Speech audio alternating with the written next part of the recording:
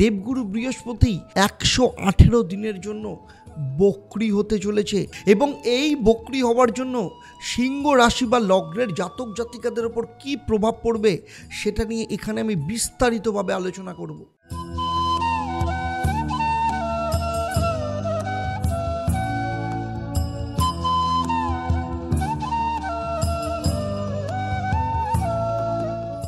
নমস্কার, আমি অ্যাস্ট্রো আচার্য দেবদত্ত।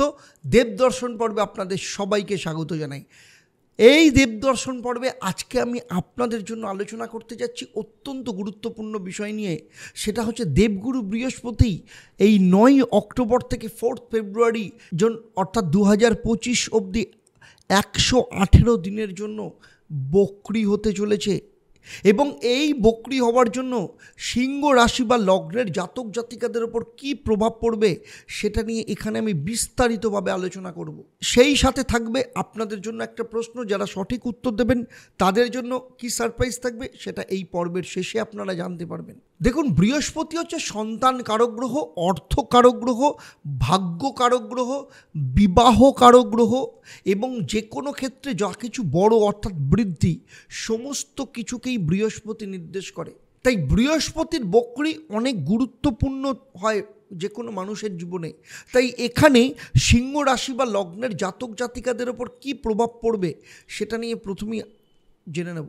সবার প্রথমে জেনে নেব আপনার জন্মকুণ্ডলিতে বৃহস্পতি কোথায় অবস্থান করছে এবং তার দৃষ্টি কোথায় কোথায় রয়েছে। আপনার জন্মলগ্ন বা রাশি সাপেক্ষে বৃহস্পতি রয়েছে বৃষ রাশি অর্থাৎ দশম স্থান বা কর্মস্থান এবং এখানেই কিন্তু 118 দিনের জন্য অর্থাৎ 9 অক্টোবর থেকে 4 ফেব্রুয়ারি 2025 অবধি বক্রি অবস্থায় থাকবে। দশম স্থান হলো কর্মস্থান, আর কর্ম ও ক্যারিয়ারের গ্রহ যেখানে বৃহস্পতি নিজেই বক্রি, ফলে আপনার ক্ষেত্রে তো অত্যন্ত লাভকারী হতে চলেছে। আপনি যে কাজকর্ম করেন সেখানে যেমন বৃদ্ধি ঘটবে, তেমনি আপনার নাম যশ প্রতিপত্তিও বাড়বে। আপনার জন্মরাশি বা লগ্ন সাপেক্ষে বৃহস্পতি হচ্ছে আপনার পঞ্চম স্থান অর্থাৎ ধনু রাশি, তার অধিপতি, এবং আপনার অষ্টম স্থান অর্থাৎ মীন রাশির অধিপতি, এবং সেই গ্রহ দশম স্থানে বক্রি হচ্ছে। ফলে আপনাদের মধ্যে দুটো খুব ভালো জায়গা রয়েছে। যারা ব্যবসা করেন তাদের ক্ষেত্রেও যেমন ভালো, যারা চাকরি করেন তাদের ক্ষেত্রেও ভালো প্রমোশনের যোগ দেখতে পাওয়া যাচ্ছে। চাকরি সম্পর্কিত যে কোনো বাধা ছিল সেই বাধা ঠিক হয়ে যাওয়ার সম্ভাবনাও রয়েছে। এমনকি যাদের কাছে বর্তমানে চাকরি নেই, বক্রি হবার ফলে এই দশম স্থানেই বক্রি হওয়ার জন্য চাকরি পাওয়ার সম্ভাবনা বাড়বে। যারা ব্যবসা করেন তাদের ক্ষেত্রেও কিন্তু লাভের পরিমাণ যথেষ্ট পরিমাণে বাড়বে। পঞ্চম ভাবের কারকগ্রহ বৃহস্পতি যখন হয়, আর পঞ্চম ভাব নির্দেশ করে হচ্ছে শিক্ষা, প্রেম এবং সন্তান। যেহেতু সন্তান কারকগ্রহ, তাই যেসব সিংহ রাশি বা লগ্নের জাতক জাতিকারা সন্তান নেওয়ার ক্ষেত্রে অনেক দিন ধরে ট্রাই করছিলেন, বাধা আসছিল, যাদের নানা রকম মেডিকেল কমপ্লিকেশন আসছিল, বা যারা মেডিকেল প্রসিডিওর ইউজ করতে চাইছিলেন সন্তান নেওয়ার ব্যাপারে, এই 118 দিনে আপনারা পজিটিভ ফল পাবেন।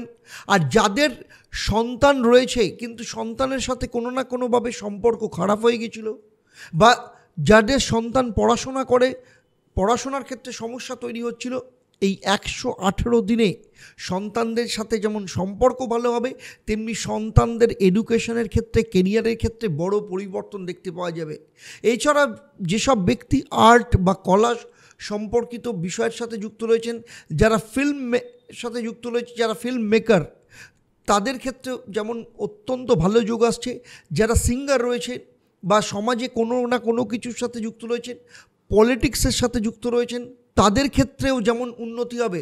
যারা ফিল্মের সাথে যুক্ত রয়েছে, অনেক ফিল্ম তাদের হিট হবার যোগ রয়েছে, আপনি অনেক বড় প্রজেক্ট পেতে পারেন।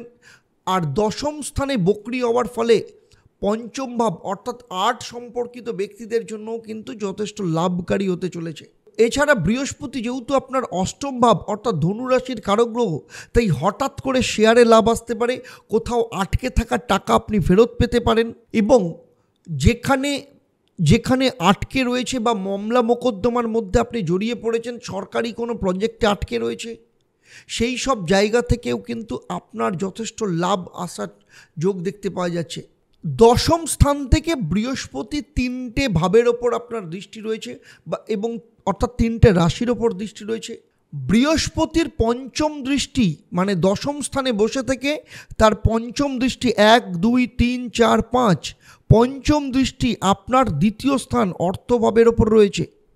ফলে এই 118 দিনে প্রচুর পরিমাণে অর্থ বৃদ্ধি হতে দেখা যাবে। যদি আপনার কোথাও টাকা পয়সা আটকে থাকে, সরকারি প্রজেক্টে কোনো পয়সা আটকে রয়েছে বা কোনো লেনদেনে টাকা আটকে আছে, সেই সব টাকা ফেরত পাবেন। বৃহস্পতির সপ্তম দৃষ্টি আপনার চতুর্থ ভাব অর্থাৎ বৃশ্চিক রাশির ওপর রয়েছে। আর এই চতুর্থ ভাব নির্দেশ করে কি? পরিবার, প্রপার্টি, মা। পরিবার ভাবের ওপর বৃহস্পতির দৃষ্টির ফলে পরিবারের মধ্যে কোনো মাঙ্গলিক কাজ হতে পারে।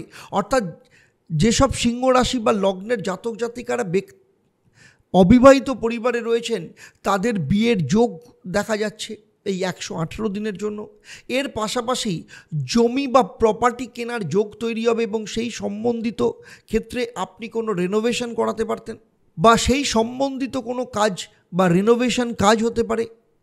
ভূমি সম্বন্ধিত কোনো না কোনো কাজ সিংহ রাশি বা লগ্নের জাতক জাতিকারা এই সময় হাত দিতে পারেন। তাই সব মিলিয়ে দেখা যাচ্ছে যে বৃহস্পতির সপ্তম দৃষ্টি অর্থাৎ চতুর্থ ভাবের ওপর সিংহ রাশি বা লগ্নের জাতক জাতিকাদের ক্ষেত্রে যথেষ্ট লাভকারী হতে চলেছে। বৃহস্পতির নবম দৃষ্টি রয়েছে মকর রাশি। বৃহস্পতির সপ্তম, অষ্টম, নবম দৃষ্টি রয়েছে মকর রাশি। আর মকর রাশি হচ্ছে আপনার লগ্ন বা রাশি সাপেক্ষে ষষ্ঠ স্থান। যদিও এই জায়গা রাশিচক্র অনুযায়ী খুব একটা শুভ নয়, তাই 118 দিনে আপনার শরীর স্বাস্থ্যের ক্ষেত্রে খেয়াল রাখতে হবে। আপনার কোলেস্টেরল লেভেল চেক করাতে হবে। সুগার নিয়ে সমস্যা আসতে পারে, আপনাদের মধ্যে কোনো খারাপ আসক্তি আসতে পারে, কারণ আপনার কাছে প্রচুর পরিমাণে টাকা পয়সা আসবে, তার থেকে আপনার কোনো খারাপ অভ্যাস তৈরি হতে পারে। ফলে এই সমস্ত কিছুকে আপনাকে কন্ট্রোল করতে হবে। বৃহস্পতি অর্থ তো বৃদ্ধি করছে, তার সাথে সাথে রোগকেও কিন্তু বাড়াতে পারে। তাই নিয়মিত যোগা, জিম এগুলো করবেন। কোলেস্টেরল, ফ্যাটকে কন্ট্রোল রাখবেন। খাওয়া দাওয়ার ব্যাপারেও কিন্তু আপনাকে যথেষ্ট সতর্ক থাকতে হবে, না হলে শরীর সম্পর্কিত কোনো সমস্যা আপনার এই 118 দিনে আসতে পারে। তাছাড়া ফাইন্যান্সের জন্য, আপনার কাজকর্মের জন্য, পড়াশোনার জন্য, সন্তানের ক্ষেত্রে এই 118 দিন বৃহস্পতির এই বক্রী হওয়া সিংহ রাশি বা লগ্নের জাতক জাতিকা হিসেবে আপনার ক্ষেত্রে যথেষ্ট লাভকারী হতে চলেছে। সিংহ রাশি বা লগ্ন নিয়ে আমি এতক্ষণ ধরে যে আলোচনা করলাম বৃহস্পতি বক্রীর ফল নিয়ে, তা কিন্তু আপনাদের জন্মরাশি বা লগ্ন এবং বৃহস্পতির গোচরের ওপর নির্ভর করে। কারণ আপনার জন্মছক সম্পর্কে আমার কোনো ধারণা নেই। আপনার জন্মছকে নবগ্রহের অবস্থান কেমন, বৃহস্পতির আপনার জন্মছকে শুভ অবস্থায় আছে না অশুভ অবস্থায় আছে, এবং আপনার বর্তমানে যে মহাদশা, অন্তর্দশা, প্রত্যন্তর দশা চলছে তার সাথে বৃহস্পতির রিলেশন কেমন, আপনার হাতের বৃহস্পতির অবস্থান কেমন, আপনার বাড়ির বাস্তুতে বৃহস্পতির অবস্থান কেমন, এই সমস্ত কিছুর ওপর কিন্তু নির্ভর করে আপনি এই গ্রহদের ট্রানজিটের ওপর কতটা ফল পাবেন আর কতটা ফল পাবেন না। তাই যদি আমার এই আলোচনার মধ্য দিয়ে কোথাও আপনার মনে হয় যে আমার কথার সাথে আপনার জীবনের যে ঘটনা চলছে তার সাথে কোথাও মিল হচ্ছে না, তাহলে আমি বলবো ইমিডিয়েট আপনার জন্মছক, আপনার হাত এবং আপনার বাস্তুকে বিচার করানো ভীষণ দরকার। কারণ আপনার জন্মছক বা রাশি সম্পর্কে বা আপনার জন্মকুণ্ডলিতে নবগ্রহের অবস্থান সম্পর্কে আমার যদি সম্যক ধারণা থাকতো, তাহলে এই ভিডিওতে আমি যে আলোচনা করলাম তা আপনার জীবনের সাথে আরও হুবহু নিখুঁত মিলে যেত। সিংহ রাশি বা লগ্ন নিয়ে আমার এই আলোচনা আপনাদের কেমন লাগলো অবশ্যই আমাকে কমেন্ট করে জানাবেন। আর যদি ভালো লাগে তাহলে অবশ্যই অন্যদের শেয়ার করবেন। যারা আমার এই ভিডিও আমার ইউটিউব চ্যানেল দেখছেন, আমি বলবো আপনারা চ্যানেলটাকে সাবস্ক্রাইব করার সাথে সাথে নোটিফিকেশান বেল আইকনটাকে প্রেস করে রাখবেন। আর যারা ফেসবুক পেজে দেখছেন তারা অবশ্যই পেজটাকে লাইক এবং ফলো করবেন।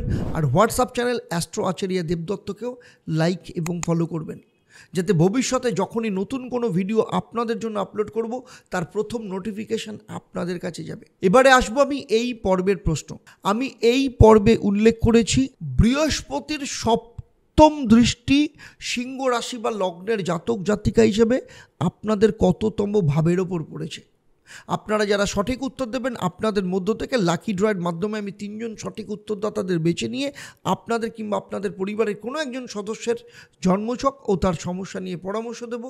আর আপনারা জানেন আমার এই পরিষেবা আপনাদের জন্য সম্পূর্ণ বিনামূল্যে থাকে, তবে অবশ্যই আপনাকে লাকি ড্রয়ের বিজেতা হতে হবে। আর এই লাকি ড্রয়ের বিজেতা হিসাবে এবার থেকে আপনারা নাম জানতে পারবেন, আপনাদের নাম আমার যে লাইভ ফোন ইন প্রোগ্রাম প্রতি শনি মঙ্গলবার সন্ধ্যে 6:35 থেকে হয়, সেখান থেকে জানতে পারবেন। তাহলে আজকের মতো বিদায় নিচ্ছি, আবার দেখা হবে আপনাদের সাথে পরবর্তী পর্বে কন্যা রাশি বা লগ্নের জাতক জাতিকাদের ক্ষেত্রে বৃহস্পতির প্রভাব নিয়ে। আপনারা আপনাদের পরিবারের সাথে ভালো থাকুন, সুখে থাকুন, শান্তিতে থাকুন এবং নিয়মিত দেখতে থাকুন দেবদর্শন।